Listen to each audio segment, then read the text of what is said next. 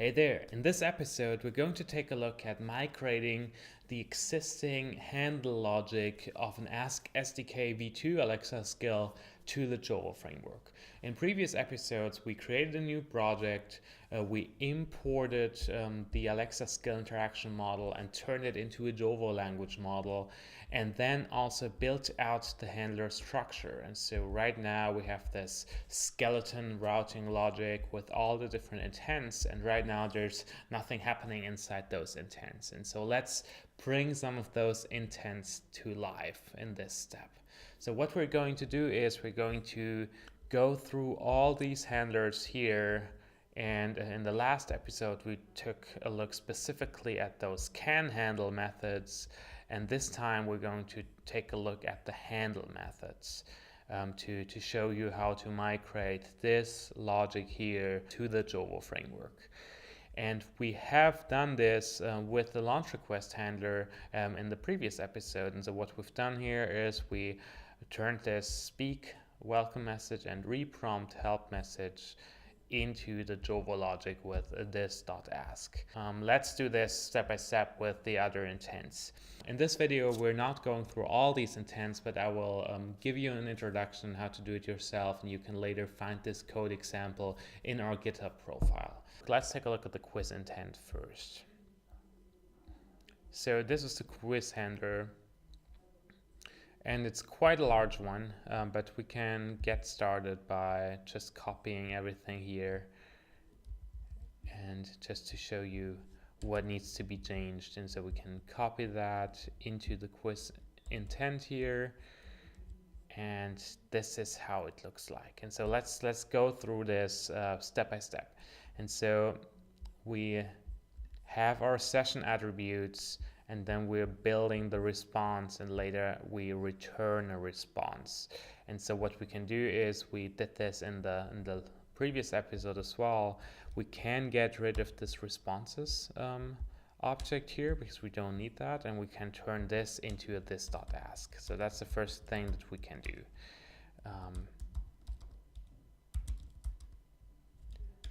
Okay. So that's it. This is how we can build our speech output, and we can get rid of that. And then there's some additional stuff here. We can take a look at this later. And then also we have this supports display stuff. And you can find an example of how to turn this into a display template in the written part of this course step, because it would take too long to convert this with all the helper methods it uses. So we can get rid of this for now and write a command like add display output later.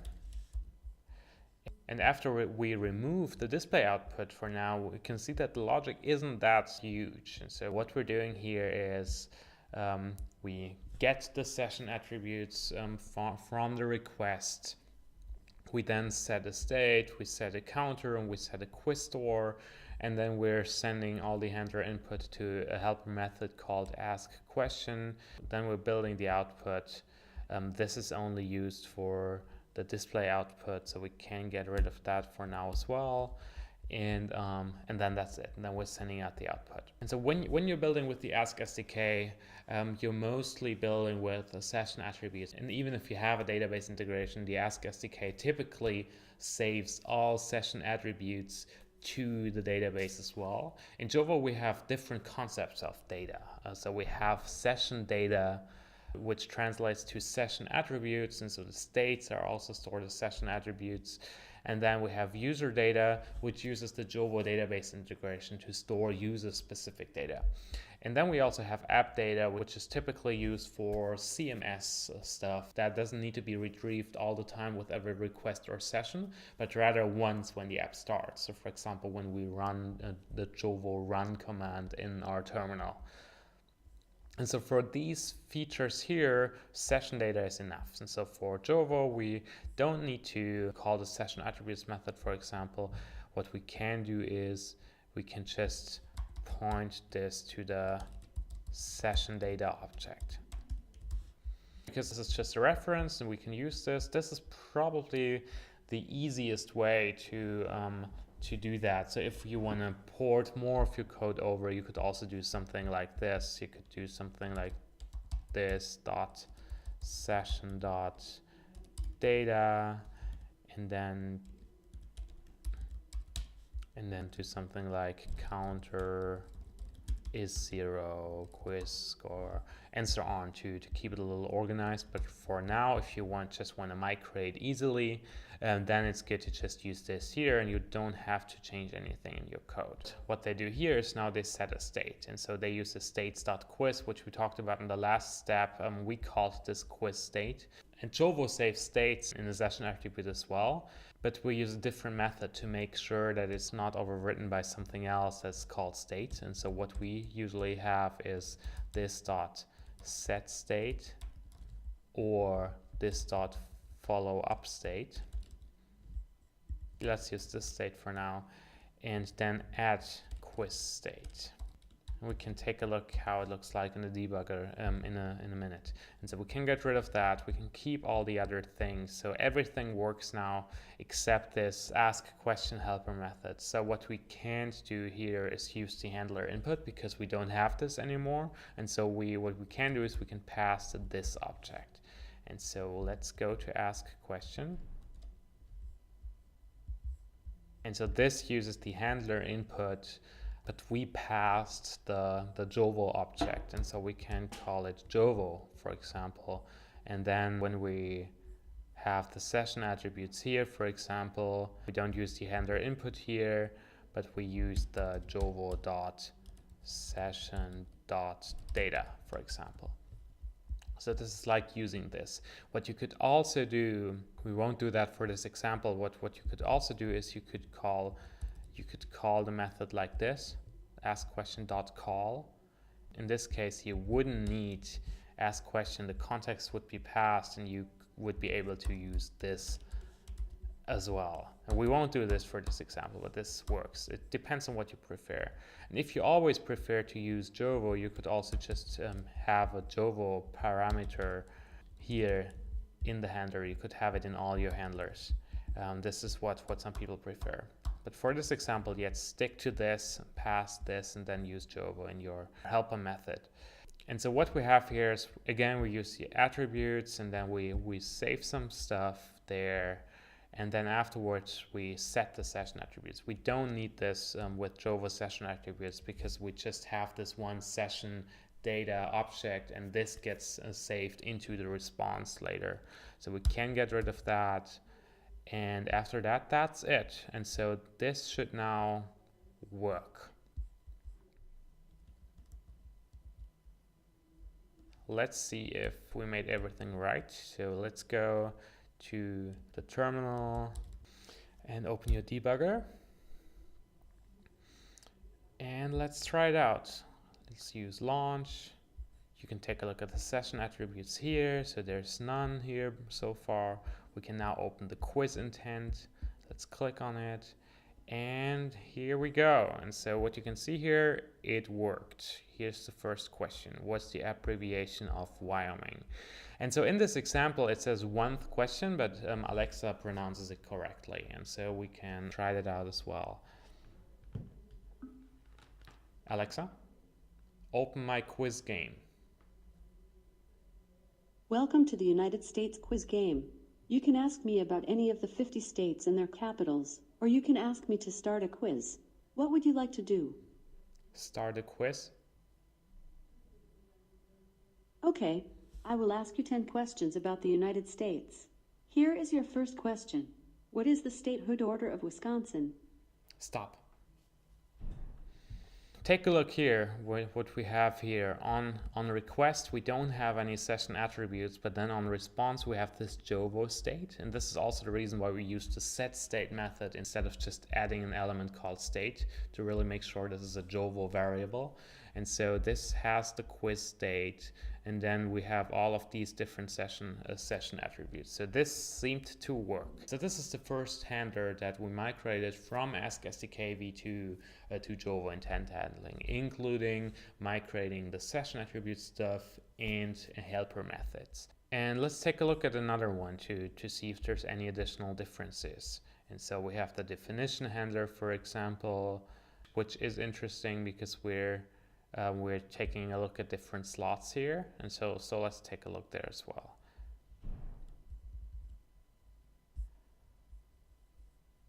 So this is the answer intent. And again, we can remove the visual part for now, just to clean it up a little bit. And so what we have here is we get all the slots and then use this helper method called getItem to see which slot type was called and if there's data available for this. And then after that, we build in the response based on the data. And so we can get rid again of the response part here. And what we have here, we have an if or an else. So if data was found, we return this. If no data was found, we return this. And so what you can do here is, what Jovo does is you could have something like this dot ask and then get speech description and then the reprompt speech. What I like to do usually is to also just return it here to really make sure that it isn't overwritten at the later part here, for example, if using if else. And so we can do this, and here as well, return, ask, and then get bad answer. It's not the best design decision, but if you have the same reprompt for the prompt here, the same speech, the same reprompt as the speech here, there's no need to add it as both speech and reprompt. You can just keep it here and it will be added to the reprompt as well. And so that's it here. And so one more thing we need to add here. This is about slot values. Jovo offers a few helpful methods to access inputs, and so typically you can access inputs with this $inputs.name. And so in the Hello World example of Jovo, we use this, and this is a cross-platform way to access slots and parameters from Dialogflow as well as from Alexa. In this case, it's a little more difficult because there's a complete helper method that validates the slot values against this array of data. And so if we just want to port it now and don't want to touch this helper method at all, you can also, instead of using the this.inputs variable, we can also access the request object. And so for Jovo, it would be, instead of here the request envelope, it would be this $request. And this would make it possible to access the Alexa skill request. If you want to build this cross-platform, this is not a cross-platform way to access inputs, but if you just want to convert an Alexa skill for now, this works. And so that should be it as well in this part. And so let's try it out. Run it again, open this request button, and then add some parameter here. So you can use state name, could be Illinois, and then save and run. And so here you can find that it opened the answer intent. No session attributes are saved here. It's just opening this definition handler, which we just converted to a stateless answer intent. Alexa, ask my quiz game about Illinois. Illinois is the 21st state, admitted to the Union in 1818. The capital of Illinois is Springfield, and the abbreviation for Illinois is IL. I've added Illinois to your Alexa app. Which other state or capital would you like to know about? New York. New York is the 11th state, admitted to the Union Alexa, in 1780. Stop. So this is how you can migrate existing logic to a Jovo Framework project.